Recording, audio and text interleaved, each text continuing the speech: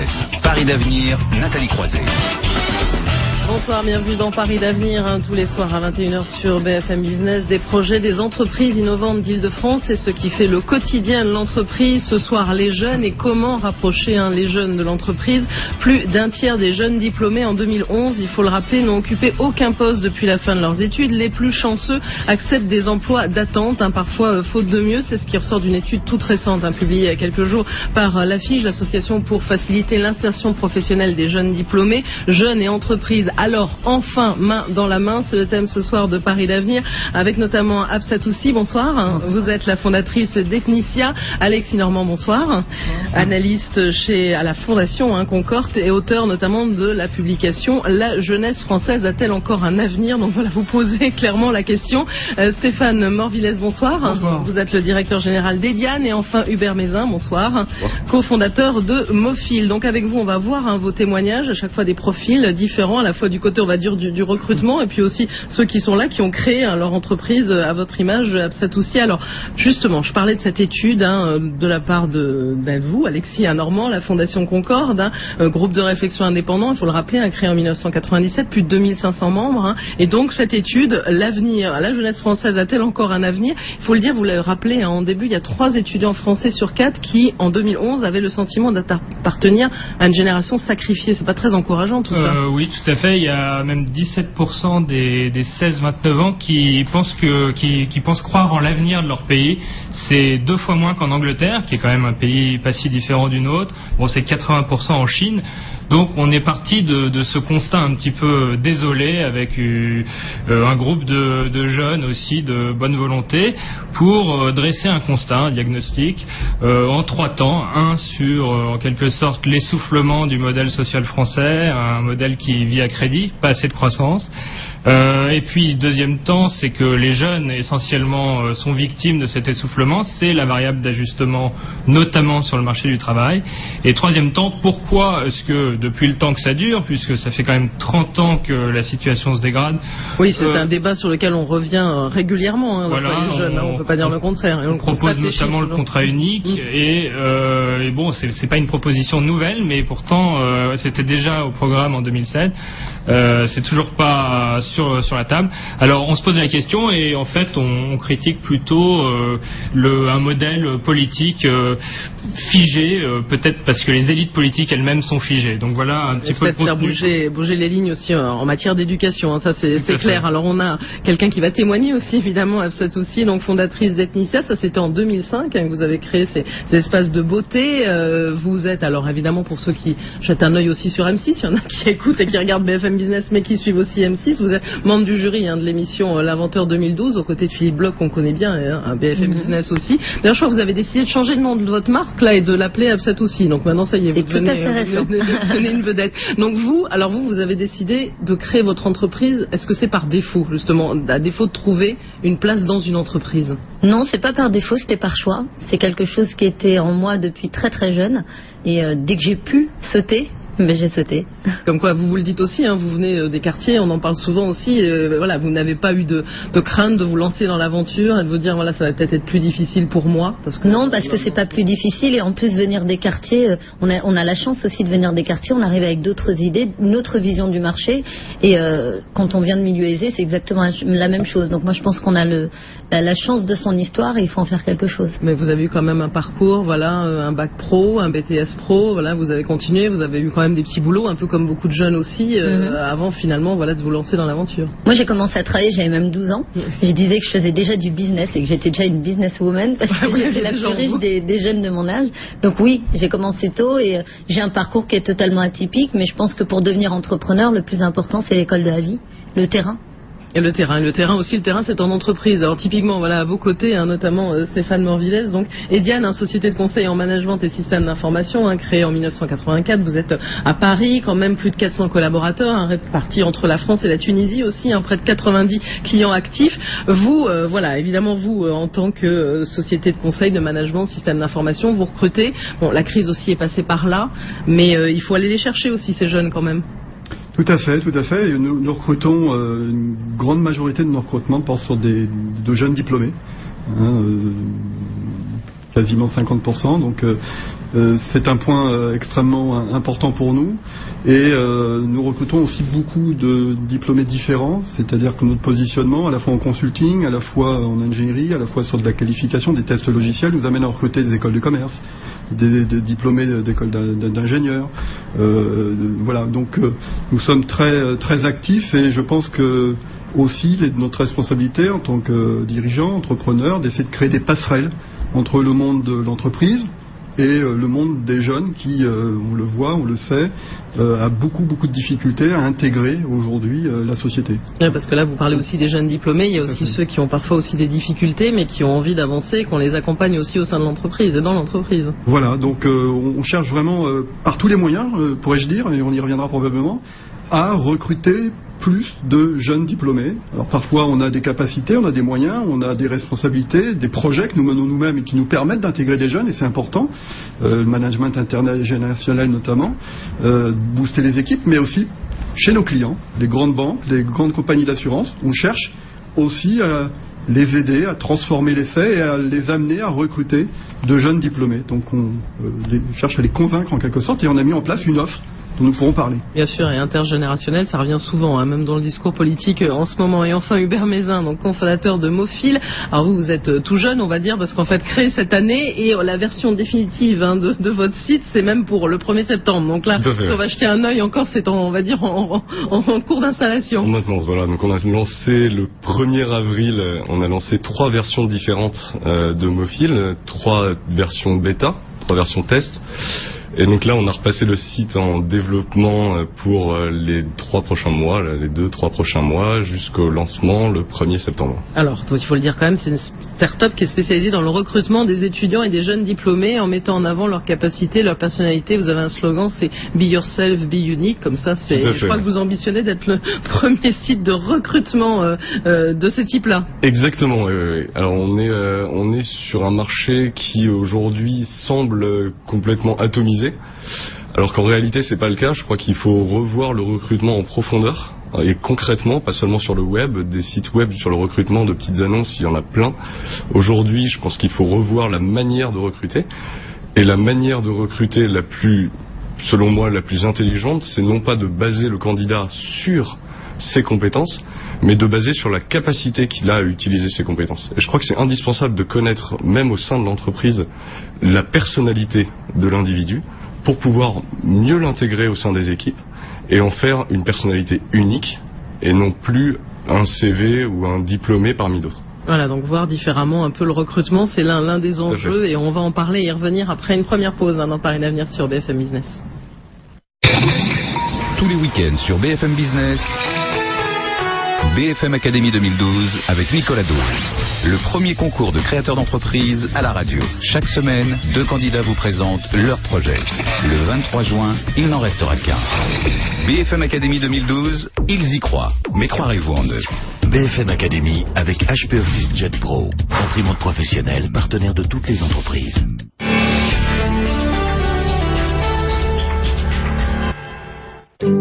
Quand on aime l'action en bourse, on garde toujours un œil sur Bing.fr, comme les 500 000 clients de Bing en Europe. Bing.fr, le site conçu pour les investisseurs actifs. Simple, performant, moins cher. Bing.fr, pour ceux qui aiment l'action en bourse. –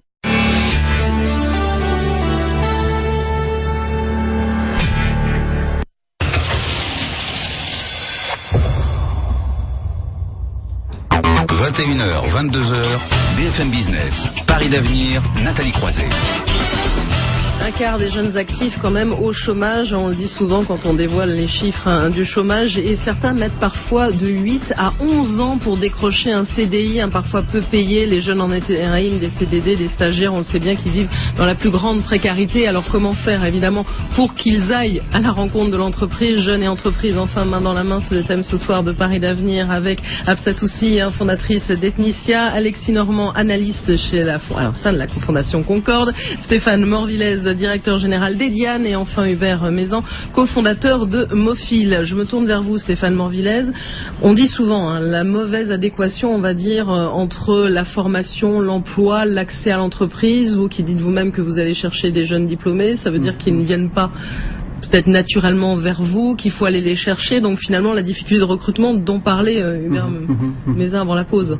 Nous intervenons sur des secteurs qui, le numérique, le consulting, qui généralement sont plutôt des secteurs assez porteurs et assez tendus. Bon, la crise est passée par là, et clairement, les jeunes diplômés, même les mieux diplômés, aujourd'hui, ont de réelles difficultés à trouver des emplois. Et notre ambition, vous l'avez compris, en recrutant 50% de jeunes diplômés, c'est d'aller aussi à leur rencontre. Et ce n'est pas forcément toujours si facile que cela non plus. Donc effectivement, des outils de ce type peuvent nous aider, mais notre ambition aujourd'hui est effectivement d'avoir la capacité de trouver, comme je le disais, plus de passerelles avec le monde de l'entreprise, puisque nous sommes un intervenant B2B, nous travaillons pour des grandes compagnies d'assurance, des banques, etc. Et on sait qu'effectivement ces structures-là voient le recrutement, l'intervention d'un jeune comme un investissement d'avenir. Et malheureusement aujourd'hui, avec la crise, elles le voient plus comme une dépense à court terme. Et nous cherchons donc à monter une offre, à convaincre ces clients de nous faire confiance, de faire confiance aux jeunes diplômés pour à un moment donné augmenter, multiplier les postes en CDI, les postes sans déclassement, les postes effectivement statut cadre. Voilà, donc nous participons vraiment activement à la capacité des jeunes à rejoindre des entreprises dans un secteur extrêmement dynamique. Oui, alors en même temps, ce que vous dites n'est pas très encourageant, c'est ce qu'on disait Alexis Normand, parce qu'on a l'impression qu'il y a un fossé quand même qui se creuse malgré tout entre l'entreprise et les jeunes, puisqu'ils le voient comme une dépense supplémentaire, c'est exactement le terme que vous avez employé. C'est 25% des moins de 25 ans au chômage, mais c'est ceux qui ont un travail, 50% des contrats précaires, des contrats courts. Et ce que ça veut dire, c'est que pour les plus jeunes qui trouvent un emploi, le poids du diplôme est déterminant, c'est ce que vous citiez tout à l'heure. Donc en quelque sorte, on n'a pas le droit à une seconde chance. Et ça, c'est un vrai problème. Et c'est pour ça que dans le rapport auquel j'ai participé, on plaide fortement pour un contrat plus flexible, des contrats uniques, essentiellement pour donner aux gens une chance de commencer, quitte, s'ils ne sont pas faits pour le poste, à changer. Mais c'est précisément à cet âge-là qu'on a besoin de mobilité. Et sinon, c'est effectivement le problème, c'est que le diplôme devient déterminant. Oui, alors le diplôme devient déterminant, ça aussi c'est quelque chose où on essaye de faire bouger les lignes, parce qu'on a l'impression que peut-être en France on est toujours focalisé sur le diplôme. Oui, on est toujours focalisé sur le diplôme. Vous parliez tout à l'heure de la capacité d'adaptation aussi des jeunes. Pour ceux qui n'ont pas eu la chance, justement, moi j'ai pas de diplôme de grandes écoles. J'ai fait un BEP secrétariat, un bac pro secrétariat, puis un BTS commerce international. Je pense qu'on a le droit de se réorienter aussi à un moment. Mais je pense qu'il faut aussi... il y a des jeunes qui suivent le parcours plutôt pratique, c'est-à-dire professionnels, qui ont moins de théorie mais plus de pratique, qui peuvent s'adapter plus rapidement aussi au monde de l'entreprise. Et je pense qu'il faut leur laisser la chance ou faire en sorte qu'ils puissent être formés aussi en interne, même sans avoir le diplôme requis pour le poste. Mais en interne, typiquement, c'est l'alternance dont on parle souvent. On prend souvent exemple sur l'Allemagne en disant qu'il faudrait qu'on accélère le mouvement, même si souvent, quand on regarde les chiffres dans les entreprises, les contrats d'alternance sont cassés. Parfois, ça ne dure pas. C'est-à-dire que le problème avec justement le dualisme du marché du travail, c'est que ça devient un symbole de cette précarité, et c'est toujours moins cher de prendre quelqu'un dans un nouveau contrat précaire, dans un nouveau CDD, que de le passer en CDI, parce qu'il faut un saut de productivité qu'on n'arrive pas à mesurer. Donc la plupart du temps on le fait pas. Alors il y a effectivement des parcours alternatifs qui sont très encourageants, qui marchent très bien. On a envie que ce soit le cas, mais malheureusement c'est plutôt l'exception que la règle. Et c'est pour ça qu'on recommande cette solution forte, structurelle en fait. C'est-à-dire que le marché du travail, ce qui handicape les jeunes, c'est la rigidité et le coût du travail et la formation. Donc tant qu'on n'aura pas touché à ces 3 éléments, il me semble qu'on aura des success stories individuelles, mais pas une solution globale. Et quand on arrêtera aussi de considérer les voies professionnelles comme des voies de garage, parce qu'on dit tout le temps le secteur professionnel c'est une voie de garage, c'est pas aussi bien que le secteur plutôt généraliste. Reconnus les diplômes, voilà, sur tout à fait. Alors que moi je suis sortie de 3e générale et je me suis dit que j'étais plus fait pour la pratique que la théorie. J'avais envie d'entrer dans le monde du travail un peu plus tôt que prévu et ça m'a rendu service. Et quand j'ai été rejoint par des gens justement qui sortaient de parcours totalement généralistes, j'avais des choses à leur apprendre sur la partie plutôt pratique et eux effectivement sur la théorie. Donc je pense que l'alternance c'est un excellent moyen d'amener les jeunes plus tôt dans l'entreprise et de leur faire découvrir le monde de l'entreprise sous un point de vue un peu différent plutôt que celui qui est totalement dessiné et imposé. Alors, allez-y, je vais faire ménager. L'alternance, c'est très bien, on s'inspire du modèle allemand, c'est parfait. En Allemagne, d'ailleurs, on peut commencer en alternance et devenir PDG d'une grande entreprise parce que, justement, c'est reconnu.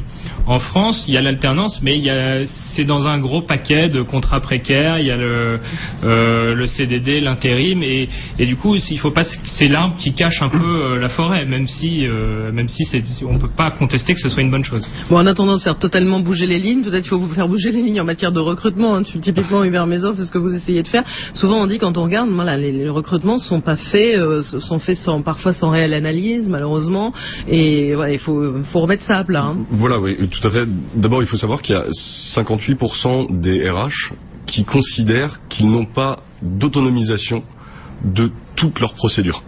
Autrement dit, aujourd'hui chacun fait un petit peu à sa sauce. On essaye de mettre des normes, des règles. Donc ça veut dire que c'est assez subjectif. Et donc ça reste assez subjectif puisque finalement en fait le réel tri se fait sur l'entretien.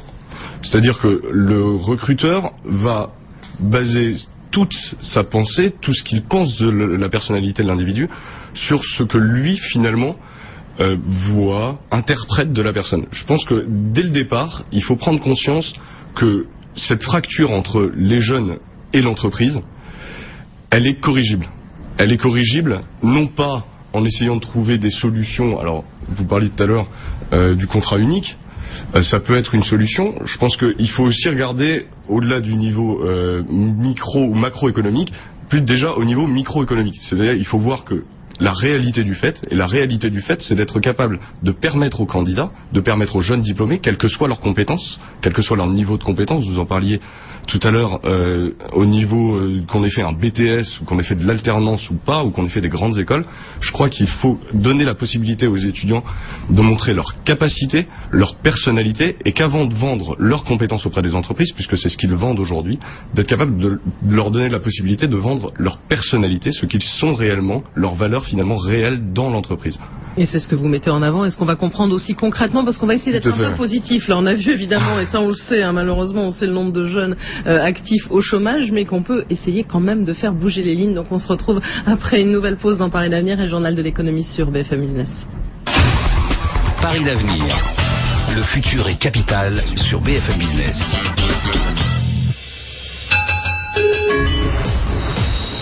BFM Business, il est 21h28, l'heure de faire le point depuis le Nasdaq avec Sabrina Quaglioldi à une demi-heure de la clôture de Wall Street. Wall Street en hausse ?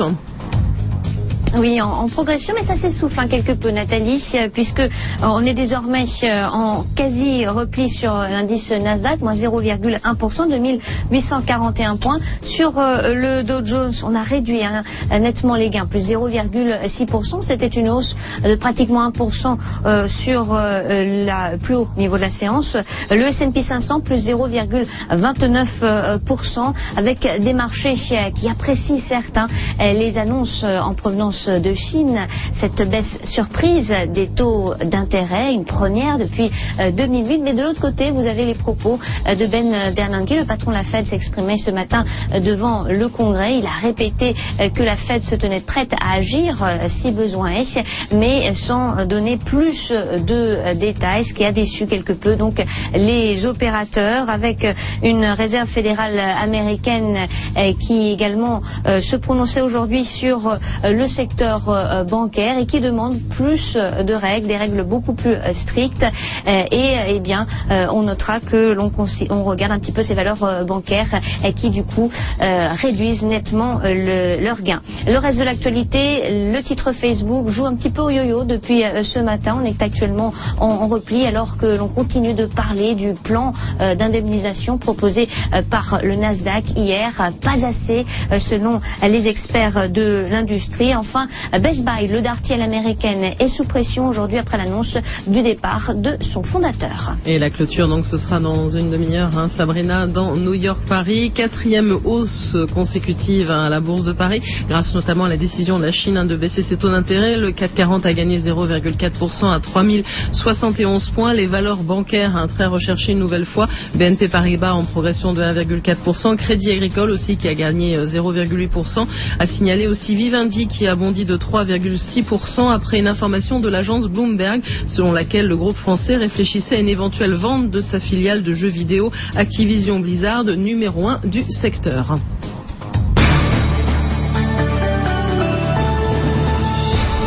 BFM Business, il est 21h30, c'est donc le journal de l'économie présenté par Jean-Christophe Froissé. Encore une mauvaise nouvelle pour l'Espagne. Fitch dégrade la note du pays. Il tombe de A à triple B ce soir et cette dégradation est assortie d'une perspective négative. Alors bien sûr, c'est la situation du secteur bancaire, Alexis Puyette, qui est à l'origine de cette décision. Eh ben oui, jusqu'à 100 milliards d'euros. C'est le coût budgétaire d'une restructuration et d'une recapitalisation du secteur bancaire espagnol. Selon évidemment les estimations de Fitch, ça représente 9% du PIB et conséquence, eh bien la dette publique brute de l'Espagne pourrait exploser à 95% du PIB en 2015, toujours selon l'agence de notation, et la récession pourrait durer plus longtemps que prévu, au moins jusqu'à la fin de 2013. La note de l'Espagne est désormais à 2 crans d'être considérée comme spéculative. Alors conscient de la gravité de la situation, Jean-Claude Juncker est monté au créneau aujourd'hui. Le patron de l'Eurogroupe a indiqué que la zone euro se tenait prête à venir en aide au secteur bancaire espagnol si Madrid faisait une demande en ce sens. Le chef du gouvernement espagnol qui a redit aujourd'hui qu'il ne ferait pas appel à une aide internationale tant qu'il ne connaîtrait pas le montant nécessaire pour recapitaliser les banques, une somme qui s'élèverait à 40 milliards d'euros selon le FMI. Merci Alexis Puyette. Et puis l'Allemagne est prête à agir également pour la stabilité de la zone euro, une déclaration d'Angela Merkel, la chancelière allemande d'ailleurs qui est en train bien de changer de discours puisqu'elle se rallie à l'idée d'un noyau dur européen. Angela Merkel se prononce en faveur d'une union politique en Europe et elle se dit prête pour cela à accepter une Europe à 2 vitesses. Alors un petit peu dans ce climat un peu difficile, la Chine redonne un peu d'espoir aux investisseurs. Mais la Banque populaire de Chine a annoncé une baisse surprise de ses taux d'intérêt de 25 points de base. C'est la première baisse depuis 4 ans. Cette décision est destinée à soutenir une croissance qui ralentit plus fortement que prévu. Et puis les marchands ont également scruté les propos cet après-midi au congrès du patron de la Fed, de Ben Bernanke. On l'attendait sur un éventuel nouveau plan de soutien à l'économie, mais il n'a rien dit, sauf que la Fed se tenait prête à agir. Ben Bernanke n'a laissé entrevoir aucun changement de politique monétaire. La dette française pendant ce temps s'arrache sur les marchés. Contrairement à l'Espagne qui a dû payer le prix fort aujourd'hui pour se refinancer, la France a levé près de 8 milliards d'euros à des taux en baisse. Les investisseurs semblent ainsi ranger la France aux côtés de l'Allemagne parmi les pays les plus solvables. Le chômage en France est au plus haut depuis 13 ans. Selon l'INSEE, il a atteint 9,6% premier trimestre en France métropolitaine puisqu'il atteint les 10% en tenant compte de l'outre-mer. Le Premier ministre Jean-Marc Ayrault estime que cela fait partie de l'héritage de Nicolas Sarkozy. Du côté des entreprises, GDF Suez est sur le point de boucler le rachat d'International Power. Oui, le groupe va pouvoir mettre la main sur la totalité du groupe britannique. Les actionnaires d'International Power ont approuvé le projet de rachat des 30% restants. La finalisation de l'opération est attendue pour la fin du mois. Les mousquetaires se portent bien. Le chiffre d'affaires annuel frôle les 30 milliards d'euros, en hausse de plus de 6%. Et les parts de marché progressent également. De bons résultats, Jean-Baptiste Vette, qui viennent valider la nouvelle stratégie du groupe. Et finalement, c'est presque une révolution culturelle qu'a connue Intermarché. Terminé le concept unique de supermarché. Les formats ont été profondément revus en fonction de leur implantation. Le petit supermarché urbain, Intermarché Express ou encore Intermarché Contact en milieu rural.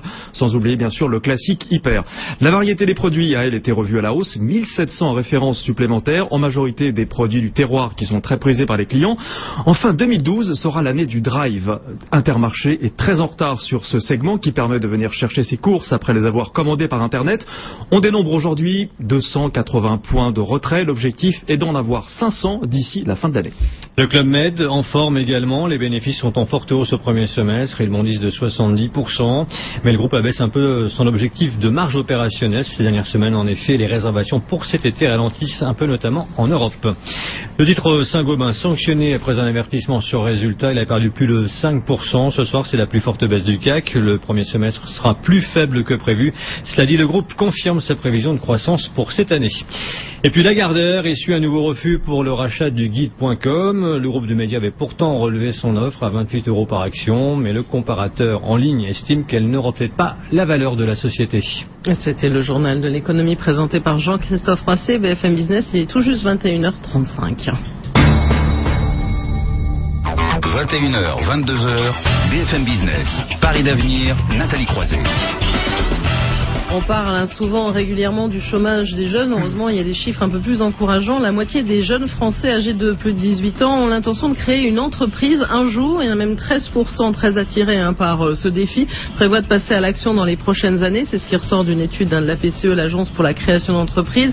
Des jeunes qui veulent créer l'entreprise, mais évidemment d'autres qui veulent y entrer. Jeunes et entreprises, enfin, main dans la main. C'est le thème ce soir de Paris d'avenir avec Absat Oussi, fondatrice d'Ethnicia, un espace de beauté. Alexis Normand, analyste au sein de la Fondation Concorde. Vous êtes auteur de la publication La jeunesse française a-t-elle encore un avenir? Stéphane Morvillez, directeur général d'Ediane, société de conseil en management et système d'information, et Hubert Mézin, cofondateur de Mofil, une start-up spécialisée dans le recrutement des étudiants et des jeunes diplômés. Alors, on va essayer d'être un petit peu optimiste au milieu de tout ça, parce qu'on a vu, on le répète, on ne cesse de le répéter, évidemment, c'est très difficile que les jeunes puissent accéder à l'entreprise. Vous, concrètement, Stéphane Morvillez, comment vous agissez aussi avec des méthodes de recrutement personnalisées? C'est ça, je crois que vous parlez de marketing social aussi dans vos démarches. Ce que l'on fait, un point vraiment important pour nous aujourd'hui, c'est au-delà des projets que nous menons sur lesquels nous sommes en totale autonomie, puis pourrais-je dire, on agrège des compétences, on constitue des équipes, on intègre des jeunes, c'est important, on est dans un monde du numérique, on sait que les jeunes arrivent aussi avec technophiles, voilà, donc on n'a pas de souci. Et ces jeunes ont quelque chose à apporter aussi à l'entreprise. Tout à fait. Il ne faut pas oublier, justement, on parle de l'expérience, mais aussi avec leur diplôme, ce qu'ils ont acquis. Exactement, aussi, ça vient booster les équipes, c'est une grande diversité dans les équipes, et encore une fois, ils arrivent avec les technologies et les usages. C'est ces jeunes aujourd'hui qui ont ces compétences-là. Donc pour nous, c'est vital. Mais nous souhaitons aller au-delà. C'est au-delà. Et on souhaite effectivement aussi convaincre nos clients d'intégrer dans leurs équipes de jeunes diplômés. Et pour cela, on travaille sur la capacité à accélérer la montée en compétences des jeunes diplômés qui vont rejoindre les équipes des clients. Et donc nous avons mis en place une offre de service que nous nommons Programme Jeunes Diplômés et qui vise justement à associer le client tout au long, c'est-à-dire dans le recrutement. On est sélectif, on recrute, on cherche des fortes personnalités, des gens qui seront des leaders demain, mais on associe le client pour que le client nous aide à recruter ces jeunes diplômés. On va mettre en place des programmes de montée en compétences, d'insertion chez Ediane, de montée en compétences chez le client et formater, mettre en place des formations tout à fait adaptées aux jeunes diplômés, à ses compétences, adaptées aux clients. On va ensuite mettre en place un système de tutorat. On parlait d'alternance tout à l'heure, on parlait d'apprentissage. On est en plein dedans. Quand j'intègre un jeune dans une de mes équipes, il est dans un environnement, il y a un tutorat embarqué si vous voulez. Il y a des personnes plus expérimentées pour l'accompagner. Chez le client, on souhaite faire la même chose. Et on a des tuteurs qui vont accompagner sur le terrain ces jeunes pour les faire monter en compétences. Et le client va aussi donner son feedback du client, feedback d'Ediane, pour qu'à un moment donné, le jeune monte rapidement en compétences. C'est intéressant pour le jeune, intéressant pour le client, intéressant évidemment aussi pour Ediane.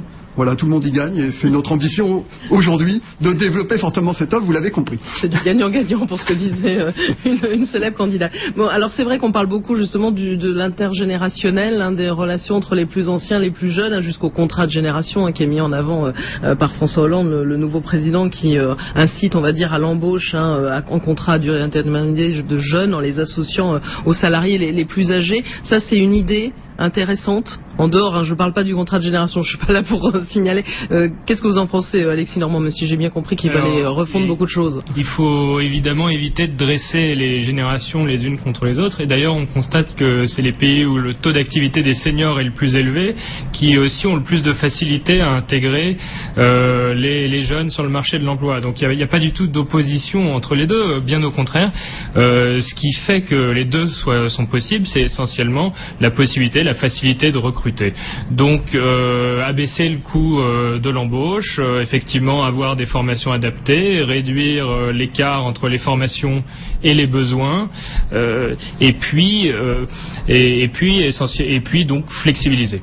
Alors voilà, donc nous à la Fondation on parle du contrat unique, mais il n'y a pas que ça, il y a évidemment l'entrepreneuriat aussi en France pour aider les jeunes à commencer dans le travail.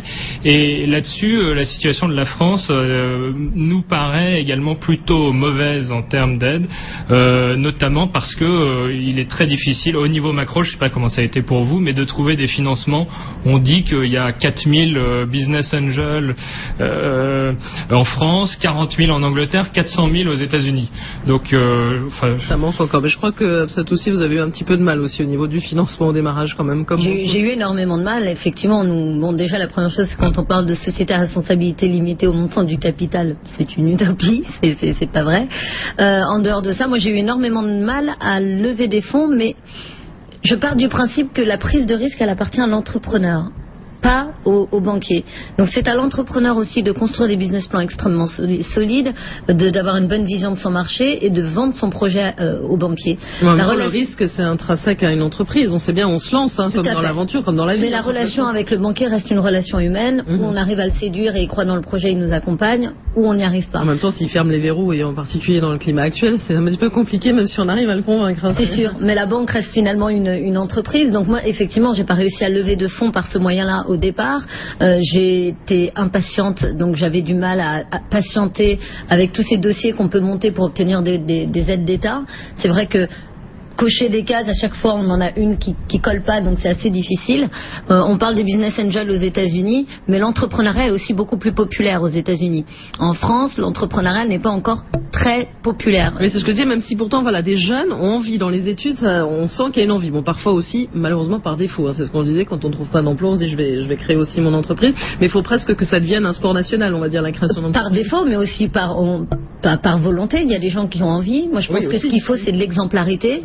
C'est d'arrêter un petit peu la théorie, d'avoir plus de témoignages d'entrepreneurs qui racontent la réalité de ce qu'ils vivent au quotidien. On nous parle de pas mal de mesures à mettre en place. Ce qui serait bien, c'est de venir voir déjà comment ça se passe dans les entreprises, les petites entreprises de notre taille, pour comprendre exactement quelles sont nos problématiques et l'adapter. C'est vrai que quand on nous parle d'initiatives très intéressantes comme créer des banques de l'industrie, nous on n'est jamais concernés. Donc ce qu'il faudrait, c'est penser à cette petite économie qui va créer de l'exemplarité, les PME, les TPE. Voilà, et qui va faire en sorte que les jeunes se disent c'est possible. Donc je peux y aller, moi aussi je vais y arriver, et il y a des choses qui sont mises en place pour m'accompagner et m'aider. Hubert Mézin. Oui, c'est vrai, je voulais un peu rebondir sur ce que vous disiez. C'est vrai que je pense que d'abord l'entrepreneuriat ça part d'une expérience. Je suis jeune, donc l'expérience, les gens me regardent un petit peu avec de gros yeux. Vous aussi, vous êtes entrepreneur, même si vous êtes dans le secteur du recrutement, vous êtes des deux côtés. Exactement, et je crois que c'est une réelle expérience. Moi, j'ai monté une société sur Internet et dans le recrutement. C'était pas parce que j'étais passionné par le recrutement, c'est parce que je me suis retrouvé confronté. Je me suis retrouvé témoin de ces situations-là. Et donc j'ai bien vu que j'avais pas de possibilité de sortie, sauf de trouver pour moi la solution adéquate pour rentrer dans l'entreprise. C'est déjà un premier point. Second point, après c'est vrai que sur tout l'aspect investissement, je suis également en plein dedans puisqu'on est à la recherche de levée de fonds, pour faire une levée de fonds. Donc on passe le message, on ne sait jamais. Oui. C'est vrai que c'est très difficile, même si on a un business plan béton, etc., etc. Je crois maintenant que l'entrepreneuriat, et là-dessus je vous rejoins totalement, c'est vraiment une question de principe. Et c'est vraiment quelque chose que l'on ressent. C'est-à-dire, moi, c'est vrai qu'au début, j'ai commencé, tout le monde m'a plutôt tourné le dos, ou s'est fichu de moi en disant, t'es mignon, t'es gentil, t'as une bonne gueule, mais t'avanceras pas. Et ton idée, il y en a des centaines, des idées comme les tiennes. Et c'est vrai que aujourd'hui, je peux les regarder en me disant, finalement, je me suis pas trop mal débrouillé. Et je crois que il faut y croire, il faut jamais baisser les bras malgré les difficultés dans l'entrepreneuriat. Et c'est justement, je crois, ce lien-là qu'on peut faire avec le recrutement, c'est que même si on a des difficultés scolaires, même si on a des difficultés dans le monde de l'entreprise, je crois qu'il faut tenir bon, être sûr de soi et continuer à avancer dans cette voie-là, puisque finalement c'est la voie royale, je crois, à l'entrepreneuriat pour moi aujourd'hui. Et si je peux me permettre, ce serait bien que le mot échec prenne aussi un côté positif. Oui, c'est-à-dire par exemple aux États-Unis, des entrepreneurs peuvent avoir un échec et rebondir. Exactement. En France. Et quand on vit un échec en France, on est montré du doigt, et c'est ce qui fait peur d'ailleurs à beaucoup d'entrepreneurs, c'est de vivre un échec. Mais l'échec, il est constructif, il nous apprend des choses, il nous permet de rebondir. Et ça, c'est une notion qui je pense, il faut changer. Et un recruteur aux États-Unis recrutera un candidat qui a vécu un échec avant de recruter quelqu'un qui n'a rien vécu finalement. Alexis Normand. Je voudrais rebondir là-dessus sur le droit à l'échec. Justement, il y a des raisons institutionnelles au fait qu'on aime que les entrepreneurs sont sanctionnés en France. C'est que notamment l'absence de droit à l'oubli. Je crois qu'il faut attendre 4 ans pour sortir des fichiers de la Banque de France si on échoue. Donc vous avez d'autant plus raison de vouloir réussir que si vous échouez, on s'en souviendra et on ne vous prêtera plus d'argent pendant au moins 4 ans. Et ça, c'est dramatique, parce que c'est ce qui fait peur pour entreprendre. Voilà. Juste, Churchill disait, je crois, le succès, c'est d'aller d'échec en échec avec toujours autant d'enthousiasme. Voilà. Donc, je crois que ça résume bien la situation. Et même si, on n'est plus dans l'entrepreneuriat, mais dans le monde de l'entreprise, mais nous cherchons dans le monde de l'entreprise des entrepreneurs en herbe, puisqu'il y a des projets à mener, il y a des responsabilités à prendre, il y a des filiales à monter. Donc c'est extrêmement important. Et le droit à l'échec est fondamental. Et au sein de notre entreprise, on est vigilant sur ce point, puisque même, effectivement, chacun peut à un moment... On se construit à travers les échecs. Donc Churchill avait tout à fait vu juste. Donc on se construit à travers les échecs. Alors comment on peut faire aussi pour passer à la vitesse supérieure? On en parlera après une dernière pause dans Paris d'avenir sur BFM Business. Ce soir à 22h sur BFM Business, New York-Paris, le grand show de l'écho, du dollar à l'euro.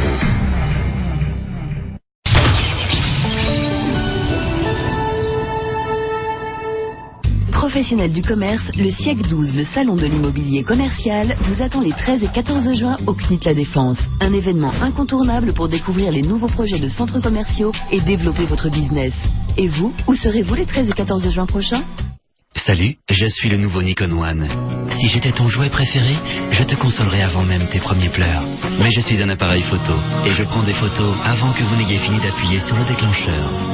Je suis en avance sur mon temps, je suis le nouveau Nikon One. Et pour tout achat d'un Nikon One avant le 31 juillet 2012, 50 € remboursés. BFM Business à la radio partout en France. À Paris, 96.4. La nouvelle Hyundai i20 sent quand vous voulez entrer.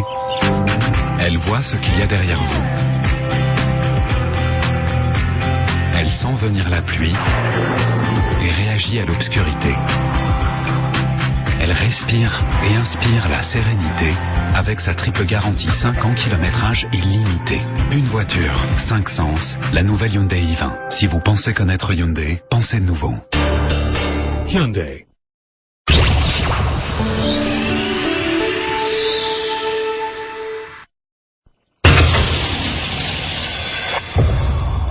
« 21h, 22h, BFM Business, Paris d'avenir, Nathalie Croiset. » En début d'année, ce sont plus de 53% des 16-25 ans qui étaient inactifs, la grande majorité quand même, il faut le dire, à l'école ou encore en études supérieures, mais certains avec l'envie évidemment d'aller en entreprise, d'être embauchés, de travailler, jeunes et entreprises enfin, main dans la main, c'est le thème ce soir de Paris d'avenir avec Afsat Houssi, fondatrice d'Echnicia, Alexis Normand, analyste au sein de la Fondation Concorde, Stéphane Morvillez, directeur général d'Ediane et Hubert Maison, cofondateur de Mofil. Donc vous, alors vos perspectives d'avenir pour Mofil, donc 1er septembre 2012 normalement. Alors, 1er septembre 2012, c'est la fin du développement, donc le lancement définitif de Mofil. Donc avec la possibilité donc de passer gratuitement pour les candidats le test psychométrique, donc connaître leur personnalité gratuitement. Parce qu'il y a un algorithme de données pour tout ça, voilà. De pouvoir également passer des vidéos de motivation, de pouvoir en gros se décrire aux recruteurs simplement, et puis ensuite, comme je l'ai dit tout à l'heure, évidemment espérer faire une levée de fonds. Aujourd'hui, donc on a près de 150 pré-contrats et de contrats d'intention. Donc on croise des doigts et on espère que ça va continuer ainsi. Et la clé du recrutement, comment vous la voyez, le recrutement à l'avenir? Eh bien, le recrutement à l'avenir, c'est peut-être là où on se différencie, nous, Mofil, des autres sites, c'est que on se contente pas d'être un site internet. On n'est pas un site internet, on est des jeunes qui ont vécu des expériences, comme je l'ai dit tout à l'heure, qui ont vécu ces situations-là et qui proposons une solution. Cette solution-là, on la propose sur une plateforme web, mais c'est une solution concrète, qui vient s'appliquer concrètement dans l'entreprise. Et je pense que c'est un point qui est très important. C'est ce qui nous différencie de tous les sites internet que j'ai pu étudier, analyser, voir. Ces sites-là, aujourd'hui, ce sont des sites qui ne proposent pas réellement de solution, qui mettent une belle vitrine, qui utilisent des mots très compliqués pour finalement peu de choses derrière. Finalement, c'est un accompagnement, un peu comme finalement aussi ce que vous faites, Stéphane Morvilès. Vous le voyez comment, vous, l'avenir aussi du recrutement et l'avenir pour les jeunes? À notre niveau, notre ambition est de participer à l'effort national et de recruter de plus en plus de jeunes diplômés. Je ne veux pas me répéter, mais c'est une part très importante du volume de recrutement pour nous. Et puis en plus de cela, c'est tellement gratifiant aussi d'être en situation, capacité de tendre la main à de jeunes diplômés qui vraiment ont de plus en plus de difficultés. Les tensions actuelles sur le marché amènent les juniors 2 à 5 ans à relativement facilement trouver des emplois dans nos professions. En revanche, les jeunes diplômés, et même, je le disais tout à l'heure, les mieux diplômés, c'est très difficile. Et donc, voilà, notre ambition est de les accompagner, de les aider à trouver des emplois intéressants dans des filières qui sont des filières d'avenir. Et le pire, ça serait, j'allais dire, de se mettre à dos aussi toute cette jeunesse par rapport à ce qui va être le souffle de nos entreprises, Alexis Normand. Et je voudrais rebondir là-dessus parce que quand on a fait une école de commerce, c'est formidable. On a un service carrière, on a des gens qui vous expliquent comment faire un CV, comment passer un entretien, comment se comporter, ce qu'il faut dire, ne pas dire. En revanche, à l'université, c'était le cas de ma femme notamment, zéro aide, on n'a aucune idée de ce qu'est l'entreprise, ça n'existe pas, et on découvre subitement après avoir eu son diplôme qu'on ne connaît pas les codes. Donc là-dessus, il y a énormément un fort travail à faire. Donc nous, on a écrit un rapport au-delà de la théorie. J'en profite juste pour dire qu'on a une association qui s'appelle Perspective Pro, vous la trouverez sur LinkedIn ou Facebook, qui propose justement de la mise en réseau avec des cadres bénévoles qui veulent bien discuter de choses très simples, essentiellement comment définir un projet professionnel, comment écrire un CV, comment passer un entretien, parce que dans mon école de commerce par exemple, j'avais ça et ma femme l'avait pas. C'est absurde. Et vous avez dit, il faut l'organiser, et donc et c'est facile à faire. Bon, allez, le temps passe vite malheureusement, donc le mot de la fin pour vous, Absa Souci. Moi je dirais qu'il faut valoriser l'actif que représentent les seniors. Ils ont beaucoup à transmettre aux jeunes générations et c'est ensemble qu'il faut les faire travailler.